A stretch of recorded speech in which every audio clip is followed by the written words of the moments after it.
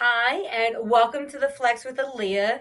Today I have special guest Sam joining me. Welcome. Hey, thanks for having me again.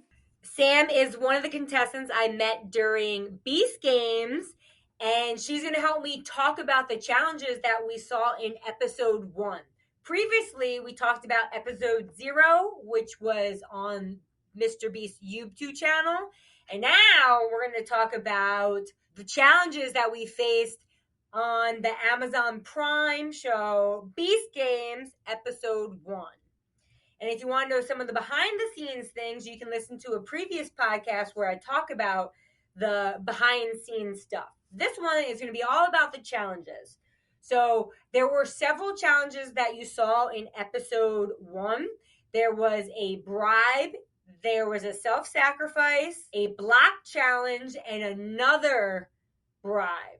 And I was there for the first two, and Sam was there for all four. So you'll get a good mix of what happened. So that first bribe was $1 million, and people had a minute to hit a button that was on their tablet on a platform we were standing on. And clicking that button said that you were going to take the bribe. But the caveat was however many people tapped, that's what the $1 million was going to be divided between. So if 10 people tapped, it was going to be divided between 10 people. If one person tapped, one person got $1 million. I did not tap.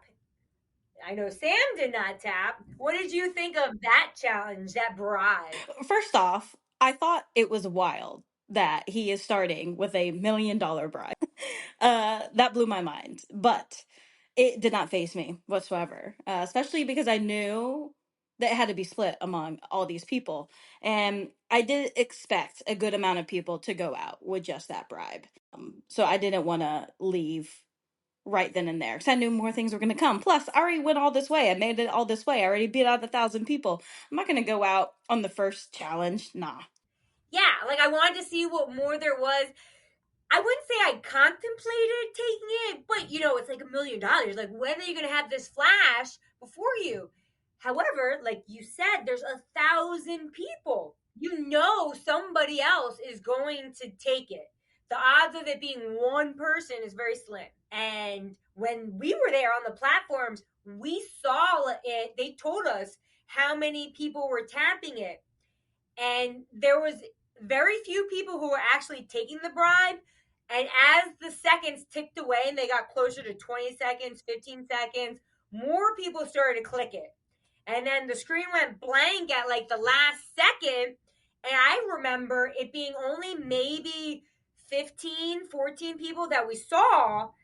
But actually, when the screen revealed it, 52 ish people took it at the last second because they were holding out. They're like, oh, people aren't going to see it. People aren't going to see me hit it. And that's going to save it. And we're going to make more money. It didn't pan out that way. That was so wild. I remember, like you said, it was like the last second. And then when they flashed on the screen, 52 people, I was like, that's crazy. Which, if I was ever going to take that bribe, I would have also waited to the last second. Yeah, because you want to kind of play the game a little bit. And then I think, if I'm recalling it correctly, the Mr. Beast and them, they actually thought more people would take it. They thought more people were going to be out in that first challenge. I did too. I wasn't surprised that it was so. I actually thought 52 was a lot, but because when you split it, sure, is it more than you went in with? Yes, but all the things that people did, like quit their jobs, stop going to school, organize things for their kids to be taken care of, that wasn't enough to balance out all that preparation to take something that you knew was going to be divided by a mystery number. But it was exciting watching everybody take it. And you're like, yes, I am one step closer. Woohoo! No, yeah, definitely. And I did have some homies go out on that first round. So shout out to them. Shout out to them. Yep. They walked away with some monies. Okay, and then we had the second challenge, which actually was done on a different day. There was this whole setup just for this bribe, and we only did that. That was it. The next day, It was a self-sacrifice challenge. There was a little bit of some drama with this one where supposedly the instructions flashed before everybody was there, and so some people saw it, some people didn't see it. And then what was set up for maybe an hour took less than 15 seconds to be done. And this elimination challenge or self-sacrifice challenge was you're just going out in your row. It was long rows of 80 people. If someone in your row self-sacrificed, you got to move on. If you were one of the last 3 rows where nobody self-sacrificed, you were automatically eliminated.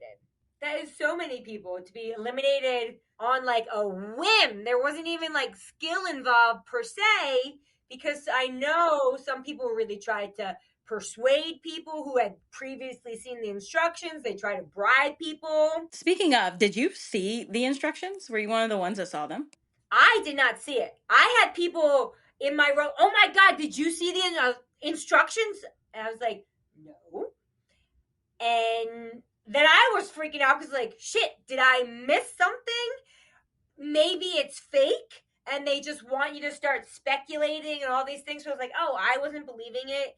But then people were like talking in like little groups, and people weren't sure if it was the long rows or the short rows. I remember we had someone come down a road like, hey, if somebody self-sacrificed, will you give them $1,000? And I feel like I couldn't commit to that because, one, I didn't know the person. 2, I'm not on this show having $1,000 of expendable money to give to somebody who self-sacrificed when I may not even win anything. Yeah, I didn't see the instructions flash. I came in after it apparently happened. And a bunch of people were talking about it. And I just thought it was like the rumor mill again. You know how the rumor mill, we talked about it before in Vegas? It was also very real and prevalent and hot in Toronto when we were filming Beast Games. So I just thought it was a rumor again. But people I really trusted were like, no, like it flashed on the screen. And I was like, oh, well, I hope someone in my row self sacrifices because it ain't going to be me. Ha! Yeah, no, I remember I had got lunch and it was this nasty roast beef sandwich, and I don't eat roast beef. So I actually got off my platform and went back and got a vegetarian one instead. And when I came back, people were all talking about it. Supposedly it actually flashed twice. Oh, I didn't hear about that. Wow. Yeah. I was so stressed because you're panicking before anything official happened. And do you remember how fast that actual challenge started? Yeah, it was like you said, it was like 15 seconds, which is crazy. And fun fact, my row, we went first. So like it started and within like 2 seconds our row lit up and I was like in shock. And I wasn't even paying attention to the other rows around me because it happened so quick. Like I think I only stop cheering and paying attention when I saw the 3 rows go red. And I was like, "Oh shit, the game's done." Yeah, the game was done fast, and even the start. And for those of you who don't know, there's so much prep before any game starts. This one had like none. The main producer guy came out very briefly, went over the rules, and it was just like, there's going to be a standard. Only hit the button if you want to. Don't hit, and it was something very vague.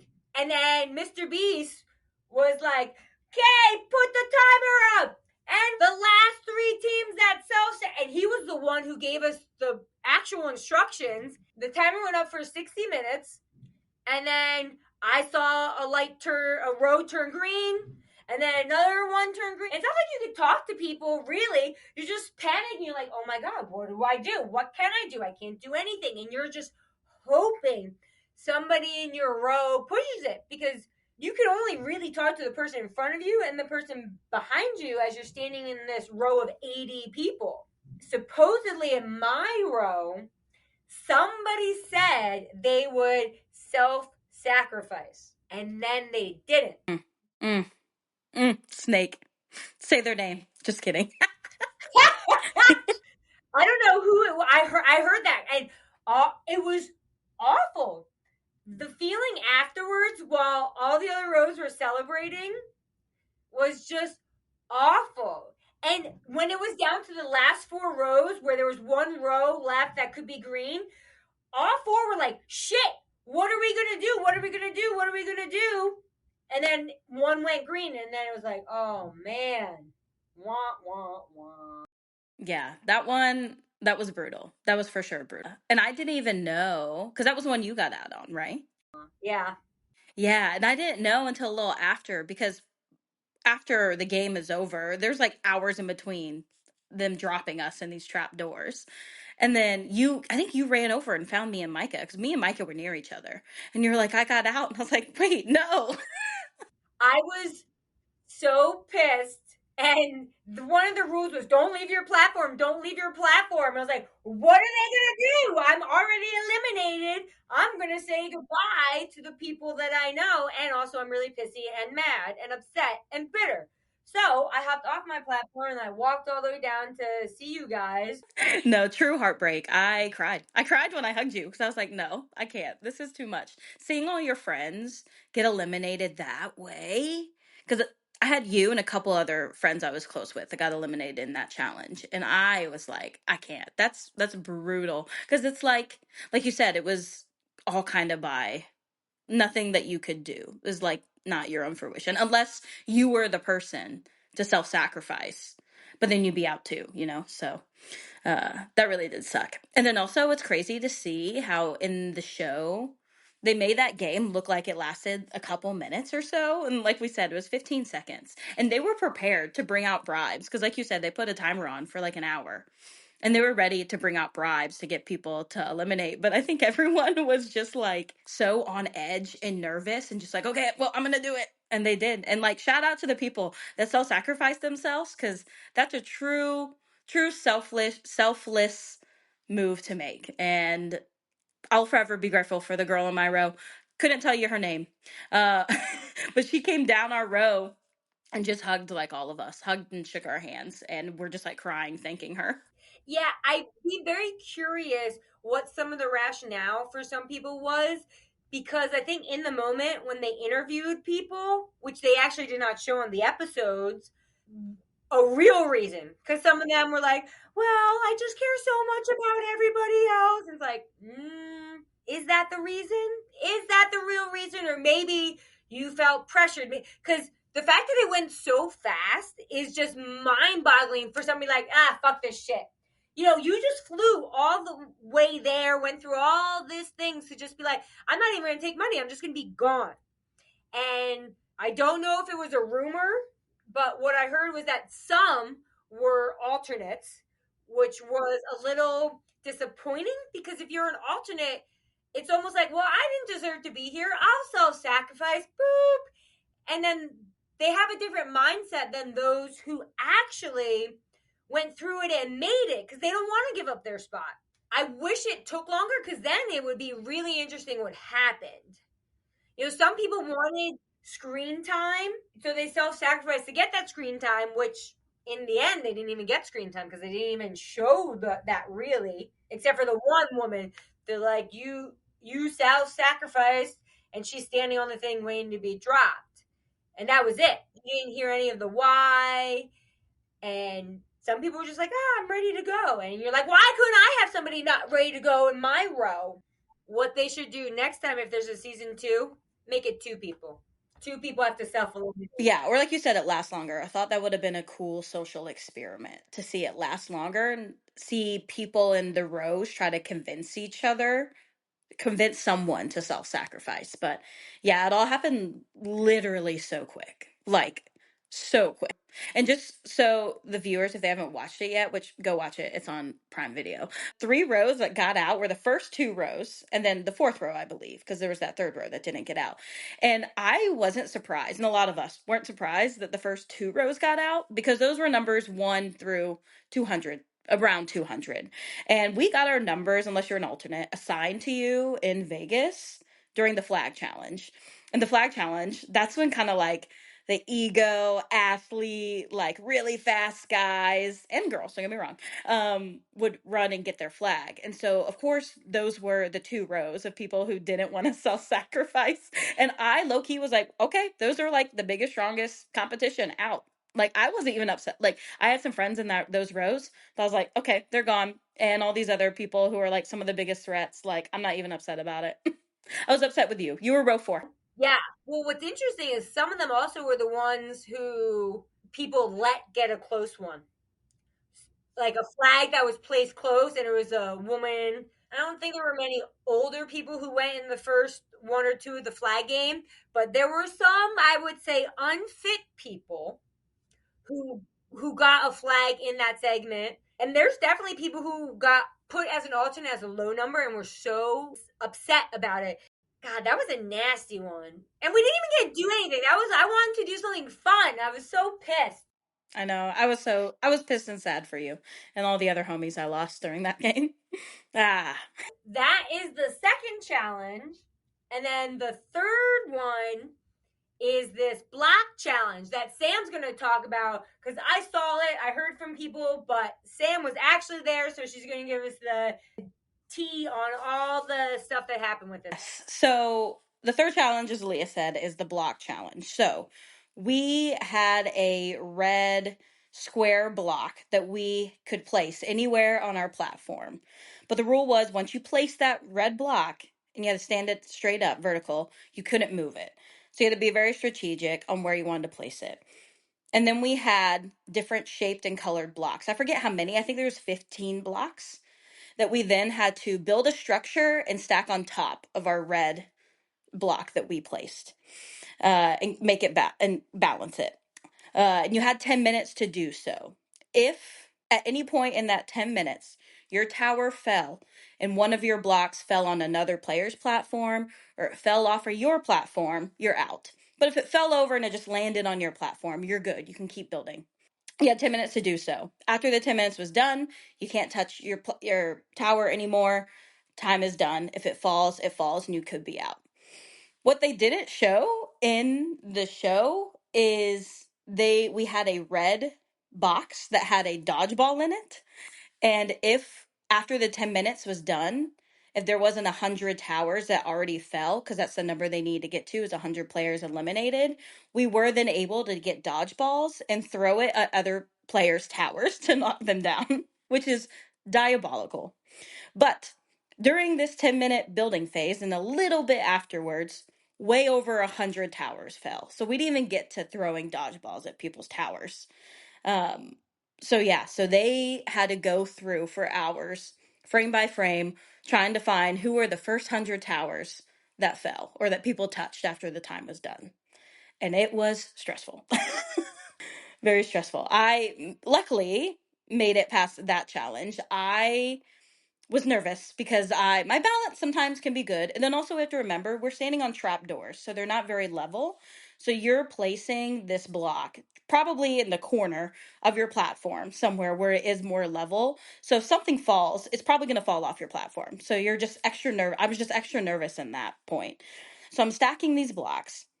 40 seconds before the timer was done, my structure was a little too wobbly for me to feel comfortable with. So I took it down and rebuilt it in 40 seconds. And I was like, okay, well, this is going to have to do. I finished and I looked up and there was 5 seconds left. And so I just stood there completely still. My legs, my feet were asleep. I was like asking people around me how I can make my feet like not be asleep because I was in so much pain just standing. Because Jimmy's like, if your tower is still standing, I wouldn't move because we need to go through and see towers that fell and yours might still be on the chopping block. So I stood, I think, for about 3 hours without my tower falling. Just completely still. And then it finally did fall about 30 minutes before they called the challenge. And when it fell, I just still felt like a sense of peace because I was like, oh, I'm good. Like so many towers had already fallen by then. And I just was just glad I got to sit down because my legs were on fire. But it was nerve wracking. And then seeing just other people's towers around you falling as you're building just also makes you really nervous. And I think something too that really struck with me was how silent it was in there for those 10 minutes that we were building. Because as you know, Leah, when we're in there and all these other challenges, it's loud. Like we're in this big empty, well, it's not empty because there's a set, but this big hangar and it's loud. I've never heard that. I've never heard so much silence in my life as people building these towers. Like I could hear someone's tower fall from all, like I was in the back, like all the way up front. Like that's how quiet it was. And then just people crying. You could just hear people crying too, but it was so silent. That one looked fun and stressful because if you haven't watched it, it is, I think the first block that you have to place is a vertical rectangle. And then there's a mixture of shapes. So it's not just like rectangles and squares. There's triangles and something that looks like a bridge where it has an arch in it. Yeah. Different shapes of triangles, different types, different rectangles. Yeah, that arch thing. And I'm like, what do I do with this? So it's interesting that you said you took it down and then rebuilt it. I thought I heard somewhere was that someone said that you actually weren't allowed to redo it once you put it up and you couldn't take it down. That's what I heard. No, you could. So within that 10 minutes, you can do whatever you wanted. So for the first like 6 or 7 minutes, I just practiced building a structure on the flat surface first. And I took it down in pieces that I can then remember and put it up on my red pillar. So during that 10 minutes, you can do whatever you want. And like I said, even if it falls off of that rectangle pillar, and it just falls on your platform and not off of it, then it's still in play. You can still do whatever you want with it. It's just within that 10 minutes. After the 10 minutes was done, you can't touch that thing. If you touch it, you could be out. I was so terrified. So terrified. Yeah, and you don't want to sit because then it's going to move on that little loose trap door. I think that was a smart way that you did it because I feel like that's how I would have done it. Let me see what pieces actually go together. Oh, these two triangles kind of make a square. That's a stable structure. What about this? And what about that? And practice or put it in little segments to then start building it. Right. Yeah, it was rough. And thank God I had this man a few pillars down from me, and because I was almost in tears with how bad my legs and my feet were like dead asleep, like I could not feel them. It hurts, but it still hurts so bad. You know how it feels, like pins and needles. And he was like, I was in the military, this is what you can do so you don't like move too much to make your feet wake up so you can get some blood flow. And he told me this technique and I started doing it, and you just move ever so slightly but not enough for anything to really like happen to my structure, and that saved my life. I just kept doing that for the 3 hours, and I was like, sir, thank you so much. Thank you so much. If I win this 5 mil, I'm going to give you some because you just saved my legs. My strategy, that challenge with building things, because I'm not an architect major. Like some of these people were building the most like architecturally sound, beautiful structures. I was like, I just need to do this kind of like a tree formation. So that's how I was putting my pieces down, was like in a tree formation because I felt it was pretty sturdy. And it worked out. Like I said, it stood up for about 3 hours. That is really crazy and smart that some people waited 6 minutes before because then if it falls down during that 10 minutes and you lose a piece, you're automatically out. And so some people play it that way because it's not like the first 100 people who have it stacked or the first 500 people who have it stacked get to move on. And then those who their towers fall down are eliminated because then that'd be a whole different game right there. And he's done some things like that before where people try to wait it out, but then if you wait it out, it actually backfires a little bit. Yeah, but this one seemed fun, and it was good that nobody got to use the dodgeballs. I'm so curious what would have happened. It would have been diabolical if we got to throw those dodgeballs. And that's one thing they didn't show in the show either, why people place their pillar certain positions, because that's what we were told, like, oh, these dodgeballs, you're going to be able to throw them, so you want to place this in a way where you're going to be able to block it the most. So I placed it where it was facing the 4 rows, which 3 of them got out, so it was really only 1 row that had access to it, and then I could face the other rows and kind of block it. So it was really only attacking coming at really one angle. Part of me wishes that we could have thrown those dodgeballs. I wouldn't have thrown it. Personally, I wouldn't have thrown it. I couldn't do that to someone else. But I know some people in there would have easily just knocked out their neighbor, or maybe just like close their eyes and throw it and see if it hit something. Did they show you when people got eliminated? So let's say number 200 their tower fell, but you're all the way at the back. You can't see that. Did something go up on a monitor? So you're like, oh, one person's fell, two persons fell. No, if your tower fell, they would light your pillar red. But like I said, there was way over 100. So by the time the 10-minute timer was done, there were way more than that. So they had to go through. That's why it took so long. They had to go through and look frame by frame which 100 towers fell first. But I couldn't see. Like I didn't know there was way over 100 until Jimmy came on at the end of the 10 minutes and was basically saying, "We have over 100, so sit tight, don't move, and I hope your tower doesn't fall." So really, what that means is that 100 people in less than 10 minutes actually lost the piece of their tower off, and not even they couldn't rebuild it. They didn't even make it to the 10 minutes because they would have been safe if they did. Wow, that's a lot of people who were either rushing, not paying attention, did something stupid. Because I wouldn't want to make mine right near the edge. Obviously, sometimes you can't predict how this tower is going to fall. Do I want it closer to where the tablet is because there's a stand? Do I want to be able to like lay down and block it so it can't fall off? Did you build it standing? Only because it's low at first, and then your movement to grab the blocks is shifting the platform. Yeah, I think I did. If I remember correctly, I did build it standing and I kept my feet like pretty spread apart and in the same position. So my feet wasn't moving. It was just, I was moving my torso and my arms. So I was trying to do as little movement as possible. And then the people who got eliminated, did they drop them through the floor? Yes. After they went through all the footage and, like we both know, it takes hours before they drop us through those trap doors.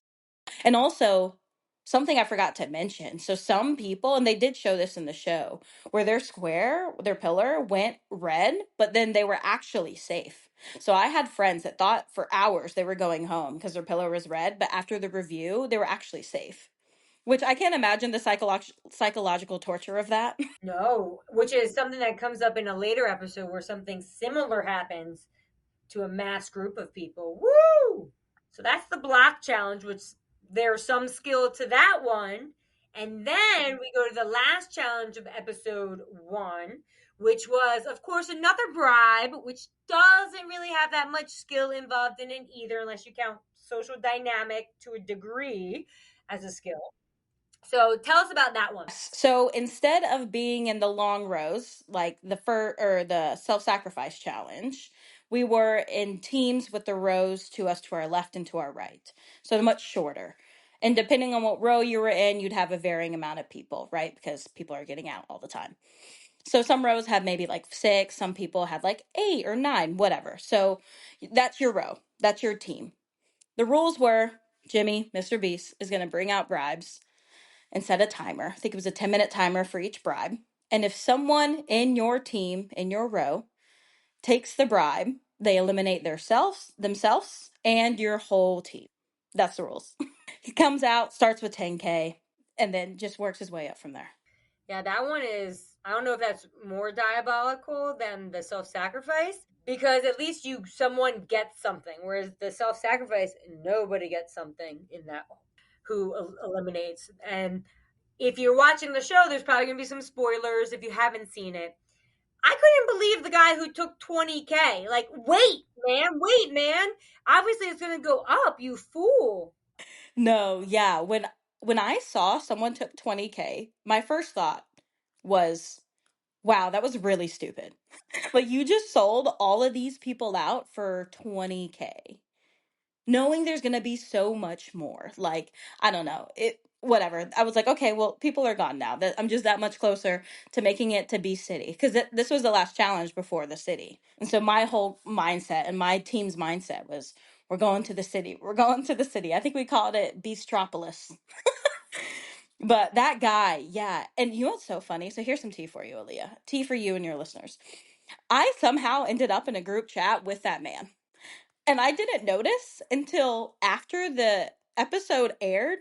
And I texted my other very close friend who was in that group chat. And I was like, why is this man in our group chat? He is not trustworthy. Why is he in here? And she's like, oh, I know. I didn't notice either until later. Like, so and so added him. And I was like, well, I don't trust that so and so anyway. So that makes sense that he got added. That's funny because you take it so personally when someone does that, especially if the whole row and they're saying, "Hey, I'm not going to take it." Now, there were some on the show that you saw who weren't even engaging in conversations with the rest of their row, so you had a feeling they were going to take a bribe, and it sounded like they lied. Whereas other people said, I'm not going to take it. I'm not going to take it. I'm not going to take it. Boom, took it when the right amount came out. And I could imagine having anxiety and trust issues because you want to trust your short row. And they did this until how many people were eliminated? They needed to get down to 500 because there were 500 beds in the city. Okay, so they kept doing this until, and they were going to keep doing the bribes until that number was met. And it wasn't like, oh, just 4 rows or 5 rows. They had a specific number, and multiple people could take the bribe of the same amount. And it wasn't just like one and done, it was in that time limit. And it went up to 100K, right? Mm-hmm. Right. 100K. And I think they did 100K 2 or 3 times. They did 50K the most. They did 50K, I believe, 5 or 6 times, maybe 7. And spoiler alert, I unfortunately got out on this challenge. Homegirl in my row took 50K, sold all of us out for 50K. But like you said, I wasn't mad at her. I was, of course, mad for a split second. But she was one of those people who wasn't lying about it the whole time. The moment this challenge was announced to us, she started acting differently. And I knew her. So, before we started the first day, we were stuck on the bus for like 5 hours, just talking amongst each other. Me and her sat next to each other on the bus. So we talked, we bonded for like this 5 hours, and then we're right next to each other all during filming. So we were talking, we've been kikiing for all these long hours, these days. And then the moment they announced this challenge, she stopped making eye contact with me. She stopped looking at me. And I remember talking to my friend, Kali, right in front of me, my friend Natalie, right behind me, going, I'm not going to mention her name, but like, I was like, she's not talking to me anymore. And she's stopped making eye contact with me. Like, I'm actually so worried. And I'm like, I'm calling this right now. I think she's going to take a bribe. I don't know what amount, but I think she's going to take one, or I'm worried about it. And they're like, keep your eye out, keep your eye out. So yeah, she did. She took the 50K bribe. Immediately start crying because it's just emotional, right? Like I was setting up my goals into chunks. So my first goal was just get past episode 1, make it to the city because I knew that city was going to be sick. And then I was about 50 people away from making it. So getting that close and then getting out on something that I had no control over with someone that I did think I made a connection with, but not good enough to for them not to take a bribe.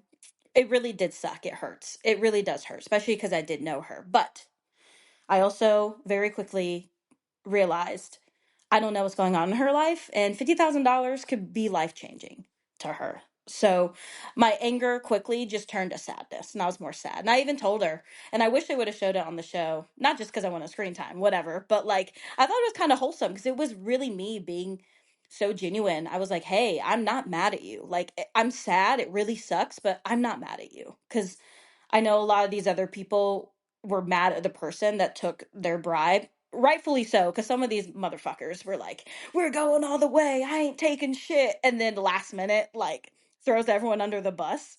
But this girl never did that. So I couldn't be mad at her. I was just sad. Yeah, I can imagine that being sad. I could see how the other people would be angry about it, especially the one like who said they took it because they didn't trust their teammates. And I'm like, "Oh, I can feel that." Because if they're going to keep doing this until a certain number is hit, somebody has to take it. And are you going to be the person who gets eliminated or are you going to be the person who takes it?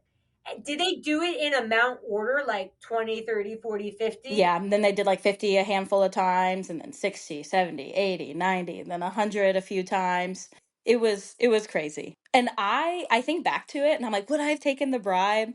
And I honestly, truly, if I would have seen cuz she hit the button before I saw her. But if I would have seen her go for the button, I would have, as quickly as I could, try to hit it before she did, which is shitty. But I would have split it too. Well, not equally, but I would have given some money to my teammates because you wouldn't. But that's okay. That's the type of person I am. It wouldn't have been a lot, right? Like 50K is a good amount of money. And here's something I want people to realize too, because you're like, how do you pass up on $50,000? I've heard so many of my friends and my family rag on me for not taking $50,000. And I'm like, look, y'all, listen.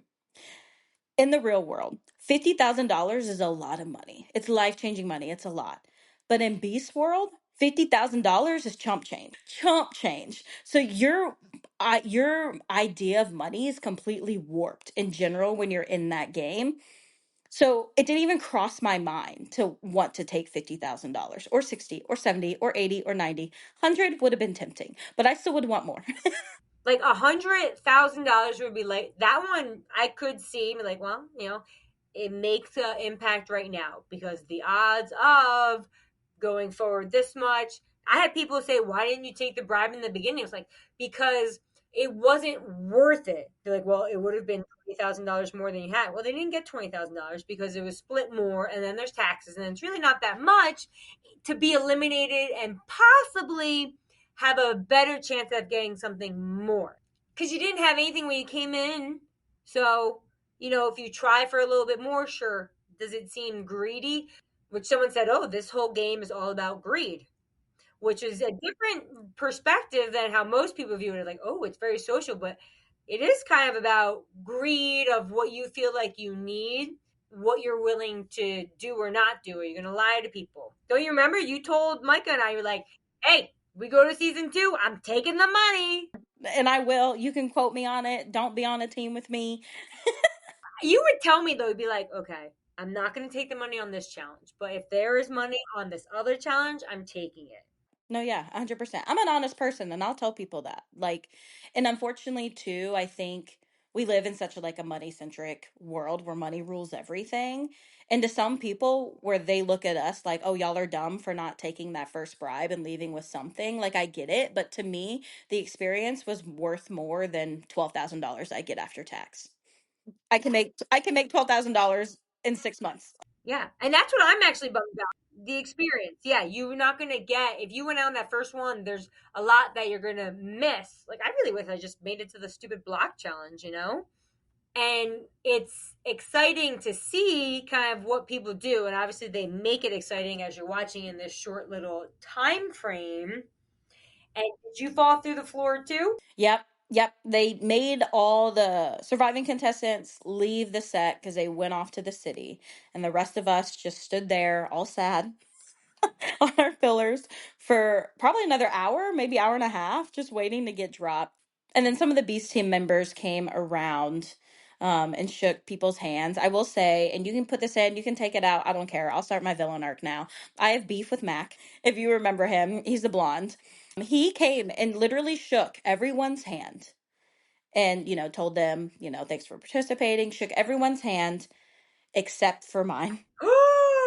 And there was someone who was out right in front of me. Like my friend Collie got out the same challenge. She was directly the pillar in front of me.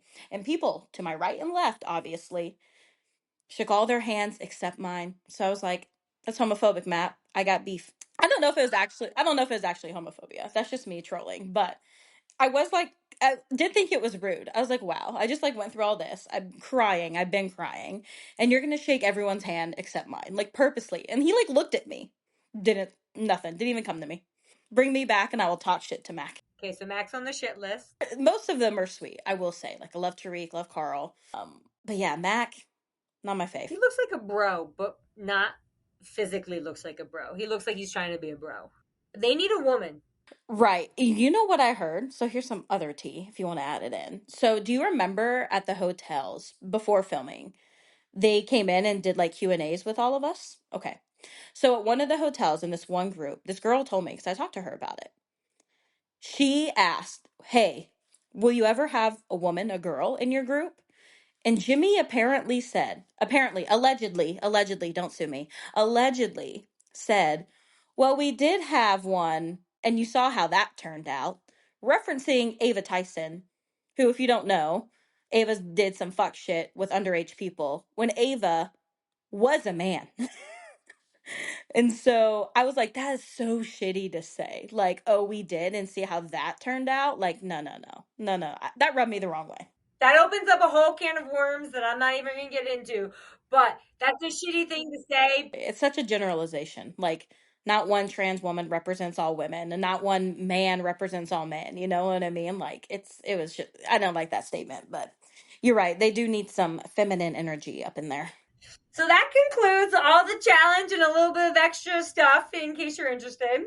So thank you, Sam, for joining me today talking about the challenges. I appreciate it. Yes, thank you for having me. Got to relive my trauma. Oh yeah, the trauma. It's there. It's there. But overall, in all seriousness, yes, it's sad, and yes, some of it's a little traumatic, but I did have like a once in a lifetime experience, and I'm sure you felt the same way. Like, yes, it sucked going out the way you did. It was awful going out the way I did, but I wouldn't have changed. I wouldn't have traded that experience. Yeah, I think it was a worthwhile experience. I'm glad I got to participate in it, even though I wish certain things were different or I went further. Absolutely, yeah. So thank you everybody for tuning in to the Flex with Aaliyah. We'll catch you next time. Remember to like, subscribe, share, and of course, stay flexy.